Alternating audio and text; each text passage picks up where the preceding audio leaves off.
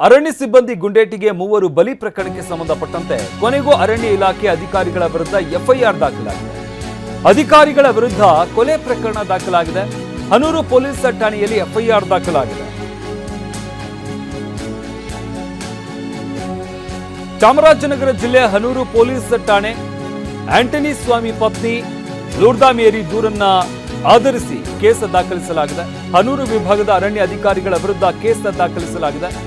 ನಿರ್ದಿಷ್ಟ ಹೆಸರನ್ನ ನಮೂದಿಸದೆ ಅರಣ್ಯ ಅಧಿಕಾರಿಗಳು ಅಂತ ಮೊಕದ್ದಮೆಯನ್ನ ದಾಖಲಿಸಲಾಗಿದೆ. ಯಾಕಂದ್ರೆ ದೂರನ್ನ ಕೊಟ್ಟಿರುವಂತಹವರೇನಿದ್ದಾರೆ ಅವರಿಗೆ ಯಾವೆಲ್ಲ ಅಧಿಕಾರಿಗಳು ಅಲ್ಲಿ ಇದ್ರು ಅನ್ನೋದ್ರ ಬಗ್ಗೆ ಮಾಹಿತಿ ಇಲ್ಲ, ಅವರ ಹೆಸರುಗಳು ಗೊತ್ತಿಲ್ಲ. ಅದರಿಂದಾಗಿ ಅವರು ಕೊಟ್ಟಿರುವಂತಹ ದೂರಿನ ಆಧಾರದ ಮೇಲೆ ಈಗಾಗಲೇ ಎಫ್ಐಆರ್ ಕೂಡ ದಾಖಲಾಗಿದೆ.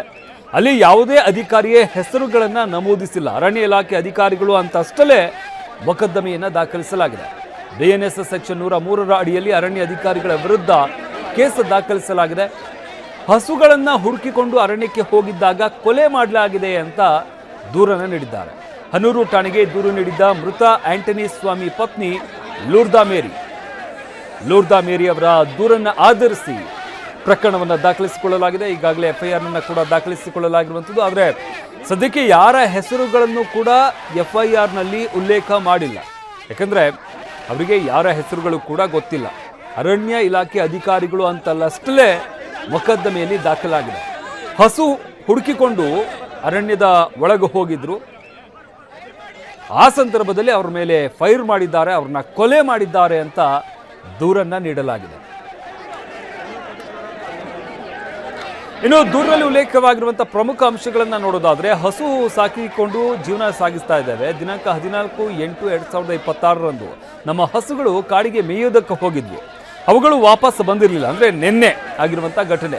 ಹಸುಗಳನ್ನ ಹುಡುಕಿಕೊಂಡು ಬರೋದಕ್ಕೆ ನಿನ್ನೆ ಸಂಜೆ ನನ್ನ ಪತಿ ಆಂಥೋನಿ ಸ್ವಾಮಿ, ತಮ್ಮ ಕುಮಾರ್, ಮೈದುನ ಪೀಟರ್, ದೊಡ್ಡಪ್ಪನ ಮಗ ಜೋಸೆಫ್ ಇವರೆಲ್ಲರೂ ಕೂಡ ಹೋಗಿದ್ರು. ಆ ಸಂದರ್ಭದಲ್ಲಿ ಫೈರಿಂಗ್ ಆಗಿದೆ ಅಂತ ದೂರಿನಲ್ಲಿ ಉಲ್ಲೇಖ ಮಾಡಲಾಗಿದೆ.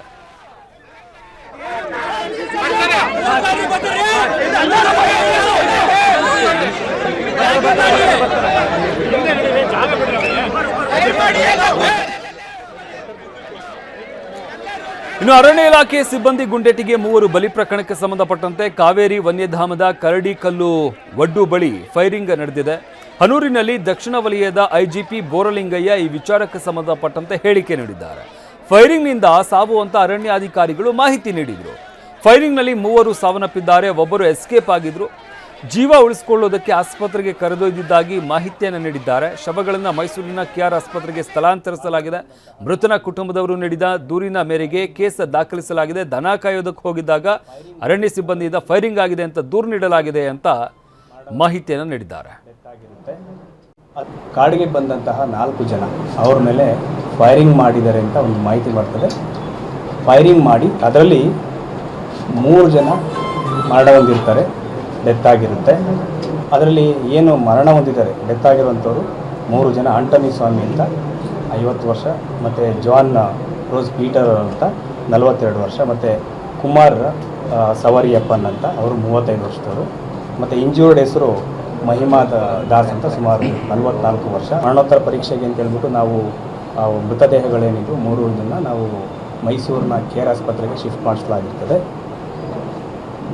ಅದಾದಮೇಲೆ ರಿಲೇಟಿವ್ಸು ಶ್ರೀಮತಿ ಮೇರಿ ಅಂತ ಹೇಳ್ಬಿಟ್ಟು ಒಂದು ಕಂಪ್ಲೇಂಟ್ನ ಕೊಡ್ತಾರೆ. ಅವರ ವರ್ಷನ್ ಪ್ರಕಾರ ಈ 4 ಜನ ದನ ಏನು ಮಿಸ್ಸಿಂಗ್ ಆಗಿರ್ತದೆ, ಬಂದಿರೋದಿಲ್ಲ, ಅದನ್ನು ಹುಡುಕೊಳ್ಳಿಕ್ಕೆ ಫಾರೆಸ್ಟ್ ಹೋದಾಗ ಅಲ್ಲೆಲ್ಲ ರೆಸ್ಟ್ ಮಾಡಬೇಕಾದ್ರೆ ಫಾರೆಸ್ಟ್ನವರು ಫೈರಿಂಗ್ ಮಾಡಿದ್ದಾರೆ ಅಂತ ಹೇಳ್ಕೊಂಡು ಅವರು ಕಂಪ್ಲೇಂಟ್ನ ಕೊಟ್ಟರು. ಅದರ ಪ್ರಕಾರ ಒಂದು ಎಫ್ಐಆರ್ನ ದಾಖಲಿಸ್ಕೊಂಡು ಮರ್ಡರ್ ಪ್ರಕರಣ ದಾಖಲಿಸ್ಕೊಂಡು ತನಿಖೆಯನ್ನು ಶುರು ಮಾಡಲಾಗಿದೆ. ಆದರೆ ಫಾರೆಸ್ಟ್ ಅಧಿಕಾರಿಗಳ ವರ್ಷನ್ ಪ್ರಕಾರ ಅಲ್ಲಿ ಅದನ್ನು ಹೋಗಿ ಇನ್ನೂ ಡೀಟೇಲಾಗಿ ನೋಡಬೇಕಾಗಿದೆ. ಅವರ ವರ್ಷನ್ ಪ್ರಕಾರ ಇವರು ಕೋಚಿಂಗ್ ಮಾಡೋಕ್ಕೆ ಬಂದಿದ್ದರು. ಸೊ ಅಲ್ಲಿ ಮಾಂಸ ಸಹ ಇತ್ತು. ಅವ್ರನ್ನ ತಡೆದು ಅವ್ರನ್ನ ಮಾತಾಡಿಸ್ಲಿಕ್ಕೆ ಸಂದರ್ಭದಲ್ಲಿ ಅವ್ರನ್ನ ಮೇಲೆ ಫೈರಿಂಗ್ ಮಾಡಲಿಕ್ಕೆ ಪ್ರಯತ್ನ ಮಾಡಿದ್ರು.